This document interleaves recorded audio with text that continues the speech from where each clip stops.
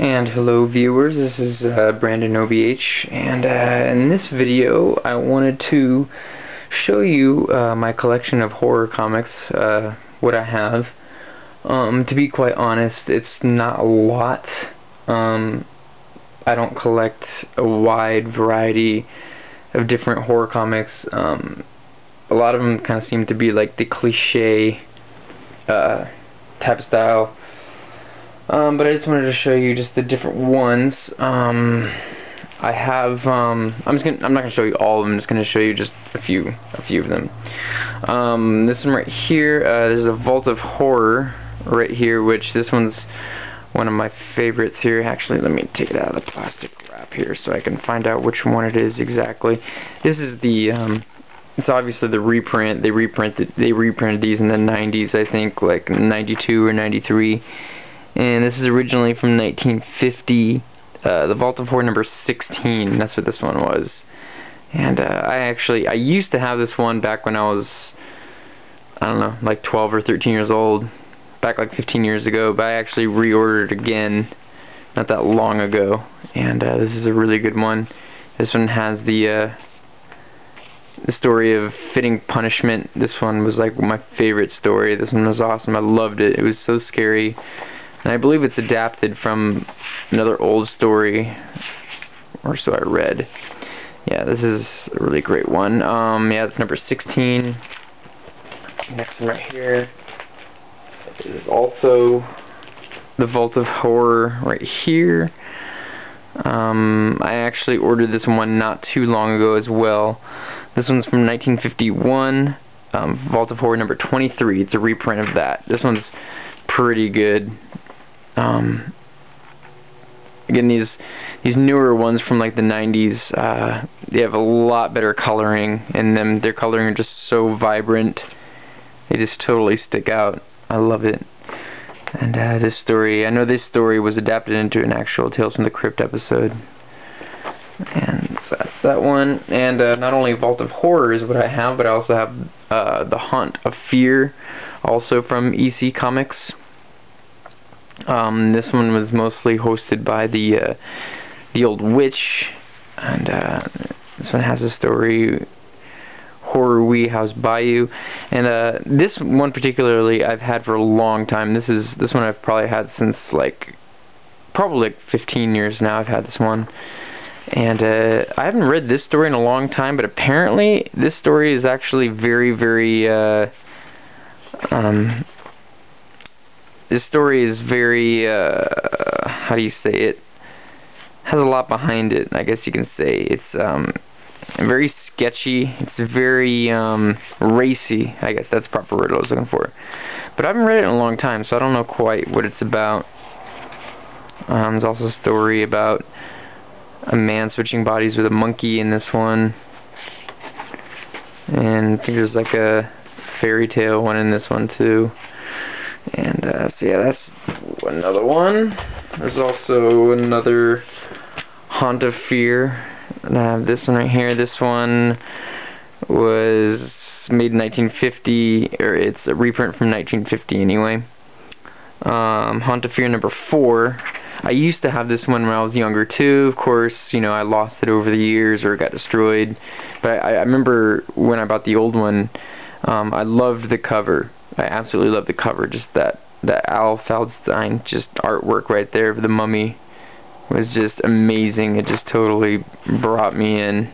And even the mummy story is pretty good. I mean, it's a typical mummy story, but it's just like, it's classic horror. You know, the mummy's just killing off all the men one by one. You know, it's classic. You gotta love it. And there's also a zombie one in there too. It's a good one. And besides that, other horror comics that I have is a line from DC Comics. This one called Secrets of Haunted House. And this one's pretty good. It's decent. They were made a little bit later after the EC Comics. They're made back in the 70s, so as you can see they had to be approved by this comic code right here, which came into order after the EC Comic era. So pretty much like all comics had to meet through, they had to be approved through this comic code, so they weren't so violent. And in my opinion, like, these comics, I mean, they're good. I mean, they're not as good, I don't think, as far as the stories go. They're not as racy and as scary and as violent, and honestly, I like that. But of course, you gotta understand, like, back in the 50s, you know, things are a lot more innocent than, you know, you couldn't just, like, have stories about, like, blood and gore. So this is, like, another one I have. There's another Secrets of Haunted House that I have here in the wrapping right here. It's a pretty good one. It's number 15, I believe. And let's see what else I got. And another one that I started collecting recently that I actually like. Comic made from Charlton Comics called Ghostly Tales. And this one's pretty good. This one was made from like the 70s and 80s as well. And so far I haven't seen anything on here that says that it had to be approved by that comics code. So I noticed that when I bought them. So that's why I kind of took some interest in this one. Because, and I noticed some of the stories were a little bit more racy. A little bit more compared to Secrets of Haunted House. This one's about like zombies attacking this guy. Yeah, I really like this line of comics right here. Ghostly Tales. I have another Ghostly Tales right here about like an octopus coming out of a sink. Another one I have from Charlton Comics. And of course I have my collection of Tales from the Crypt. You gotta have Tales from the Crypt. If you have Vault of Horror, you gotta have Tales from the Crypt. There's another one right here. This one originally from 1953. Tales from the Crypt number 36. This one right here. Yeah, these newer ones have like the better art, the more vibrant art. I have another one right here with a Al Feldstein cover. That one's awesome. And also, recently, Tales from the Crypt came back. They had a resurrection, and they actually had graphic novels available by Paper Cuts. That's the name of the comic line of these. These ones are like okay. I mean, I don't think they're the. I only got them just because they had something to do with Tales from the Crypt. They're graphic novels, so they're thicker, and like the stories are still kind of mild. They're not really like that bad, and they have a lot to do with like nowadays like pop culture and everything. They're kind of. It's kind of a lot of the stories are kind of like parodies of like pop culture. Some of them anyway. And they still have a lot to do with like vampires and werewolves and all that stuff. Voodoo as usual. So like the stories are decent. They're not too bad.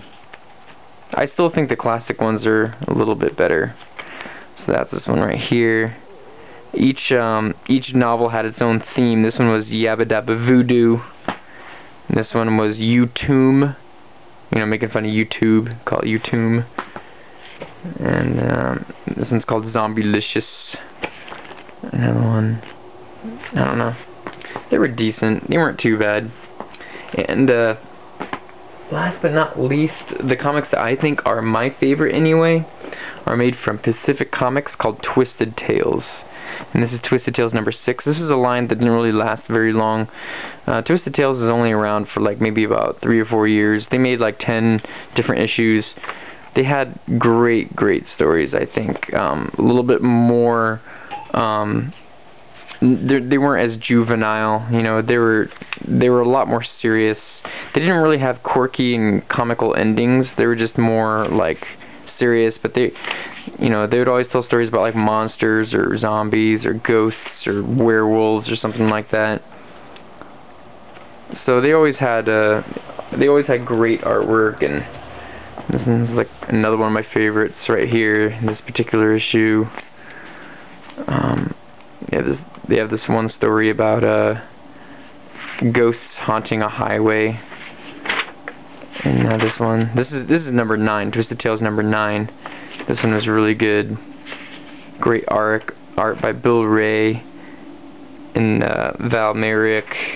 right here, and obviously my favorite artist, Mike Hoffman. Mike Hoffman does artwork like this. I love that artwork. Looks awesome. So that's just to give you an idea of the horror comics that I collect, and I really like them. And if you haven't heard of any of them, or if there's a particular one that you haven't heard of, I suggest you look into it because they're really, really good. And this is Brandon OBH signing off. Thank you very much.